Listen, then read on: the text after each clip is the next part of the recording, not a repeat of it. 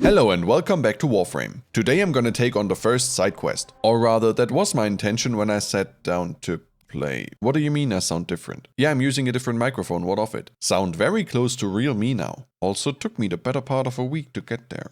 Where was I? Oh yeah, me en route to first side quest. But a mix of FOMO and greed conspired against me when I looked at the map for just a second. An event that rewards me with a new weapon, or at least part of one. Other more different events that reward other useful stuff, which I can't utilize since I can't get the materials yet. And all without needing to first unlock some specific mission or other, which means the enemy levels are gonna be rather high. Sign me up! No, seriously. I don't know why I decided to do it, but I just felt like it is the best excuse I can come up with. But it also didn't sound like it was anything too outlandish.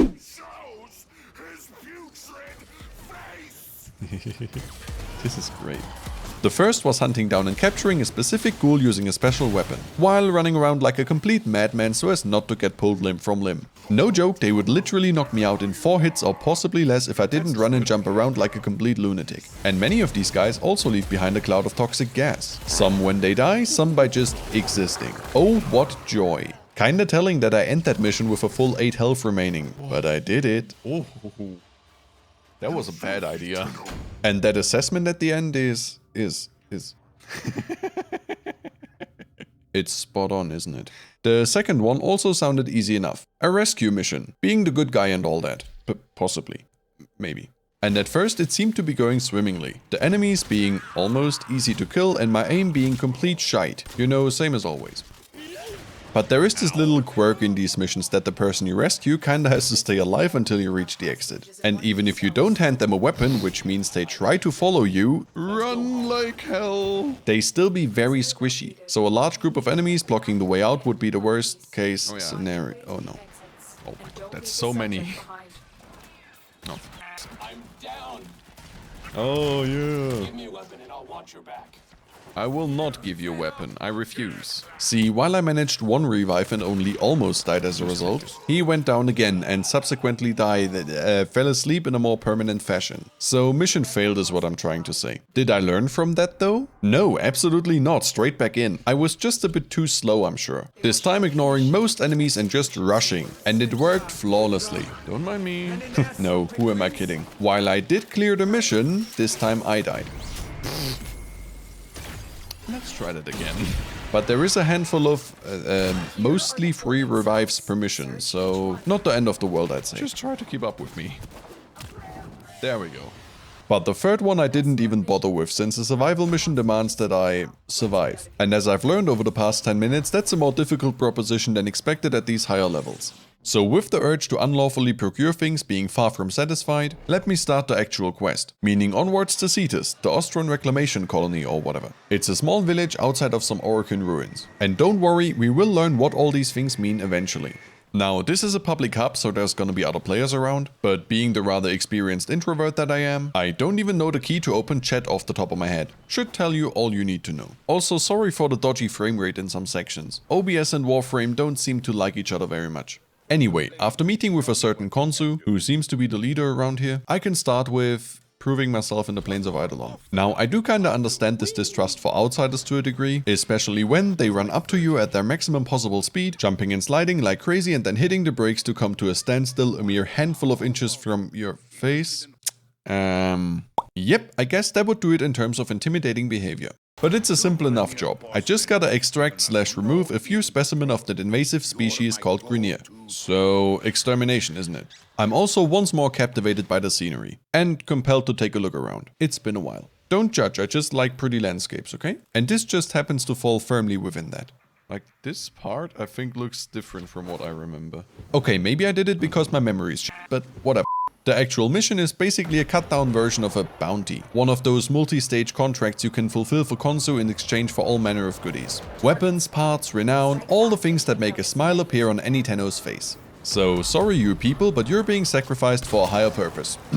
Yes, it was a few minutes of a one-sided event. And now that I've sufficiently proven that I'm not with the Grineer or whatever the idea here was, back to Boss Man.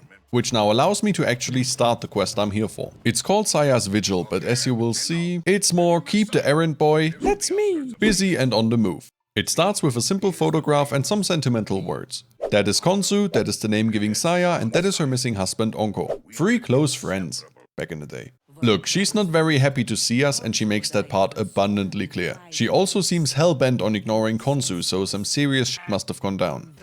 They could have made her mouth move at least. Nitpicky bastard. But the gist, there is news on her supposedly missing husband. Time to investigate.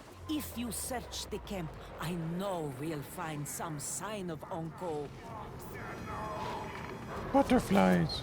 Step 1. Being attacked by a Grineer patrol for no reason other than being alive, I guess. I'm sorry. What? I've been well behaved. Step 1, take 2. Going to a drill site. Yeah. Take 3. Going to a drill site, murdering the drill crew and their guards in cold blood, doing the same with their reinforcements, and then breaking the equipment for good measure. All the while listening to a very obsessive, potential widow? I mean, could be. And a thing talking to me. Bitch, you ugly. And inside the cave behind the drill, there is a coffer. A locked one. And while my and Space Mom's immediate response to that is, brute force. We'll have to force it open. Saya is the voice of reason and tells us to go find the parts of a key instead. Those being glass shards. Which means running around the plains again and ravaging another Grineer camp. Which is also where I get a tutorial for my scanner. Something that will play a part in my death in the very near future. And if you're wondering how one goes about getting themselves killed through a scanner, it works, trust me. On a side note, charging up a revolver with a ton of extra damage can lead to some rather comedic results.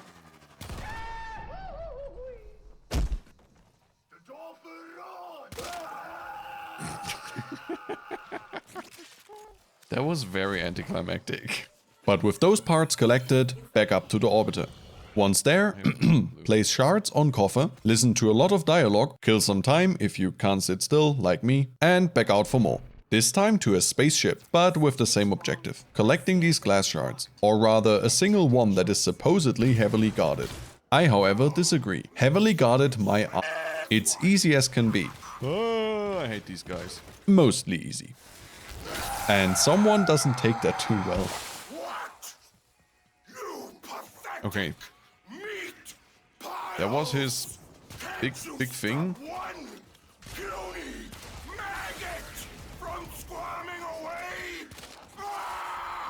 Think he's having some serious anger issues. But with the shard in my possession, back to ship, shard onto coffer, continue. Well, almost. It's been a nice run with the bow, but it's now at its max level, so I'm gonna get something different. Here's to hoping that my aim improves by using a proper firearm. Fingers crossed. After arriving back in the plains, at nighttime, which according to my Ostron sources is not a good time to visit, I first run straight into water and magnetize myself, since I forgot that that's a thing here at night. And then I try to get the mission going. Now here's the situation. I just so happened to run into a flock of Kavats, which are essentially cats that... yes please, a question? I don't think that's the correct word, sir. Sure. A school then. A school of Kavats. But that's also not... Stop it or make it worse. There's more where those came from. Okay. Thank you. Back to the tangent. See, you can breed pets in this game. Cats, dogs, robots, these abominations. I do love them though, they're my favorite. Who's a good boy? Girl? Something. Oh, all of that comes a lot later down the line, but that's also beside the point. To get genetic data for that, at least when it comes to Kavats, /cats... Why did I type a /? You scan them, which for some reason I decided was a good idea at that very moment. Not knowing that the ones in the plains apparently don't even count, the more you know. What I also didn't know is that these little shit are ridiculously dangerous. 2 hits, almost dead. But I still decided to scan, which leads to the aforementioned death. I'm more concerned about these cats, what the Was I misleading? Maybe a little. Was that stupid? Very. But same rules about reviving, and my first action thereafter was to press 1 on the cats. I will not elaborate further. Sometimes we fail, despite our best efforts. But after getting my hands on the final piece, I take my leave, while completely ignoring the rampaging monstrosity just behind me. I'm gonna let those guys have fun with that. See ya! And with all parts collected, time to open the box. What's gonna be inside? Weapons? Equipment? Some other riches? None of those. It's a flower made from iron. So memorabilia from the past. A time capsule, if you will. But here is the thing I just don't understand. It's apparently a flower that Khonsu gave to Saya, Onko not being involved at all. Onko, now Saya's husband, went missing and she seemed so desperate to find him, hoping that he's alive. But now after seeing that flower, she just goes, oh, you know what, 'tis fine I guess, whatever. Maybe I'm missing a puzzle piece here, I'm not sure. But my brain, no comprehend. Past me also seems a bit confused, see? That was rather abrupt. Be that as it may, that's the end of that. As a reward I receive... that's an invitation to another planet. Well, color me surprised they would appear to need me to spread the good word. Happy to oblige. But first, the reward I get for this trip down memory lane is the main blueprint for Gara, a legendary glass warrior. At least that's what White Lotus tells me. Which will surely take some time to assemble, so that's that. Ortis is sorry. Happy to report that all my good jokes are gone. And see, I've decided for these videos to not only show the quests themselves, but also the paths to and from. So I'm gonna finish up the remaining missions on Earth. Well, at least the ones I actually can play. Me no have Archwing yet. That includes a variety of different missions, but they are all level appropriate, so no difficulties there. But there is certain elements that are just so... me. Like, cutting people off mid-sentence, although not even my fault this time, by the way, okay? It was Nora. Unless you can handle more of the... Unless you can handle more... There's dogs, there must be... dog houses, yes? And I'm also once more being an absolute menace to the local fauna. Hey, I got one! That's how you breed dogs, by the way, so it is necessary. Yes, dog from egg. And at the end of sowing death and destruction over the entire planet Earth, I arrive at the rite of passage, so to speak, to move on to my next stop. The travel links between planets are called junctions, and you gotta clear each of them before you can advance. Which means onwards to Mars, locked. Venus. Mars comes way later.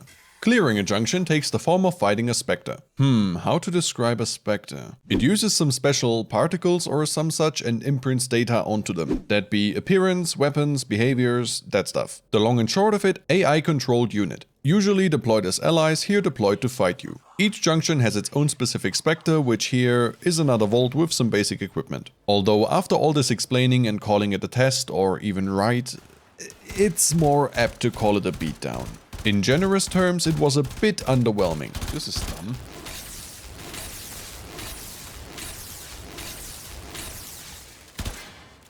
This feels stupid.